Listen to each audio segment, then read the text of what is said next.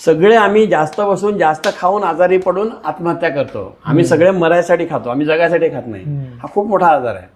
पण हा आजार आहे हेच आम्हाला माहित नाही. भारतामध्ये सर्वाधिक लोक उच्च रक्तदाबाने मरतात, मग नंतर हृदयविकार, मग नंतर मधुमेह, मग पांगळेपणा, विकलांग, मग यकृत खराब होणं, मग मूत्रपिंड खराब होणं, त्यानंतर कर्करोग.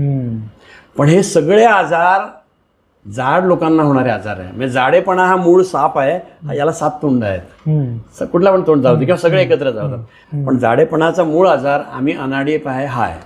आम्ही न कळत, डॉक्टर पण आहेत त्यात, जास्त बसतो, जास्त खातो, गरजेपेक्षा जे जास्त खातो त्या प्रत्येक 1 चमचा अन्नाची चरबी होते. चरबी विष आहे. सो आणि हे सगळं कोणी कशाने झालं, तर जेवायचं कसं माहित नाही म्हणून. तर मी तुम्हाला आधी जेवायचं कसं हे सांगणार आहे. 150 कोटी भारतीय चांगले होते.